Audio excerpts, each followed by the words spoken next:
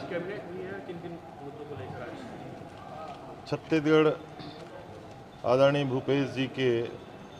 मुख्यमंत्री जी के मंत्रिमंडल की आज बहुत महत्वपूर्ण बैठक में जो निर्णय लिए गए, थोड़ा सा आपके सामने। सबसे पहले जो सार्वजनिक बैंक, नेशनलाइज बैंकों के जो अल्पकालीन ऋण माफ़ किए गए, उसके संदर्भ में मंत्रिमंडल का अनुमोदन लिया गया। इसके लिए बजट का जो प्रावधान है उसमें जो नियम बनाए गए, कोऑपरेटिव बैंक के द्वारा ही जो ऋण मान होता है, स्केल ऑफ फाइनेंस, उसी के आधार पर, फिर से मैं कह रहा हूँ, कोऑपरेटिव बैंक के द्वारा ही जो खरीफ के लिए स्केल ऑफ फाइनेंस है, उसी के लिमिट में सार्वजनिक बैंकों के अल्पकालीन ऋण की माफ़ करने की और 30 नवंबर 2018 तक के अल्पकालीन ऋण, और जहां दुष्काल था, जहां का ऋण कन्वर्जन में हुआ था, उसको भी इसमें इसकी परिधि में लिया गया। मंत्रिमंडल ने आज इसको अनुमोदन किया। दूसरा महत्वपूर्ण प्रस्ताव था 400 यूनिट तक के बिजली बिल हाफ करने का, जो माननीय मुख्यमंत्री जी ने सदन में घोषणा किए थे, उसको आज मंत्रिमंडल में अनुमोदित किया गया। छत्तीसगढ़ में लगभग 12,56,000 उपभोक्ता हैं एकल बत्ती के, और लगभग 8,99,000 उपभोक्ता हैं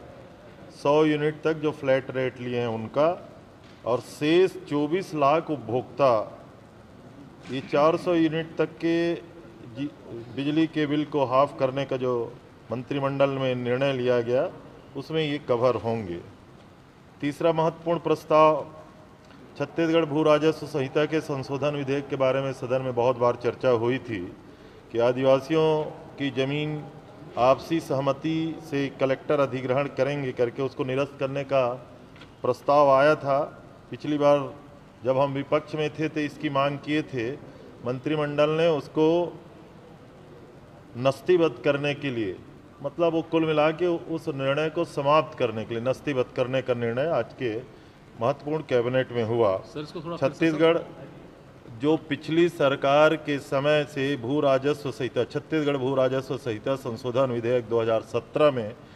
आदिवासियों की जमीन आपसी सहमति से लेने का जो विधेयक लाया गया था, जिसका विरोध किया हम लोगों ने किया था, उसको संपूर्ण नस्तीबद्ध करने का प्रस्ताव आज मंत्रिमंडल में पारित किया गया। नेक्स्ट, छत्तीसगढ़ भू अर्जन, पुनर्वासन, पुनर्व्यवस्थापन और पारदर्शिता का अधिकार, पिछले कैबिनेट में, पिछले या बिफोर लास्ट कैबिनेट में इसको अवगत कराया गया था, उसको आज पारित किया गया। एक आखिरी दिव्यांग लोगों के लिए अब ये निर्देश केंद्र सरकार के द्वारा भी उनकी भागीदारी सुनिश्चित करने के संदर्भ में था। छत्तीसगढ़ में महत्वपूर्ण निर्णय लिया गया कि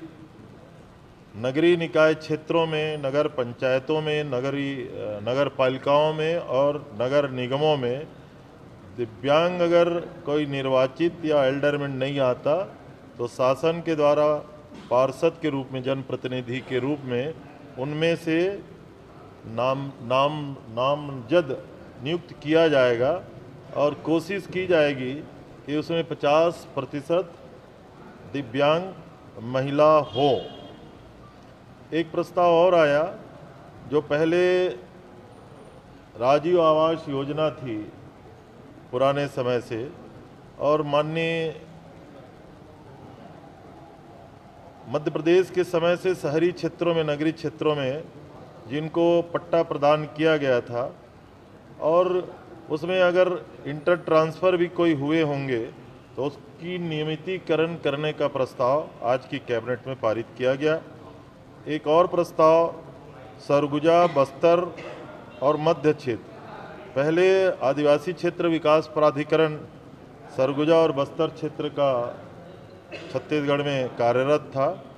माननीय मुख्यमंत्री जी ने जैसा सदन में घोषणा किए थे, अब सरगुजा, बस्तर के साथ साथ मध्य क्षेत्र में भी आदिवासी क्षेत्र विकास प्राधिकरण का गठन किया जाएगा।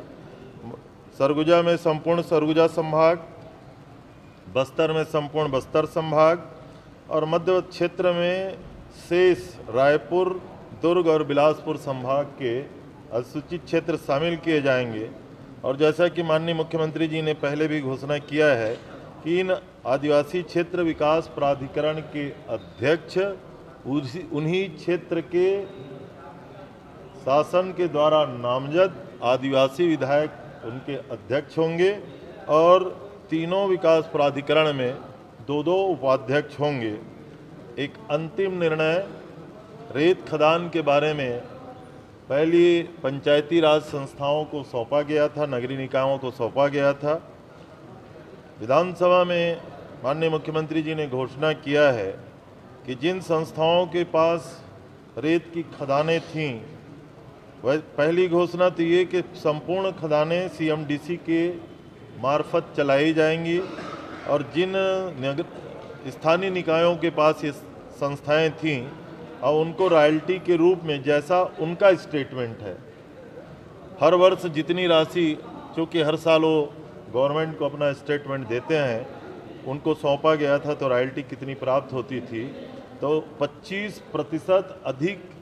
उक्त उनके कथन के मुताबिक ही रॉयल्टी में जोड़ करके उनको पैसे सपोर्ट में दिए जाएंगे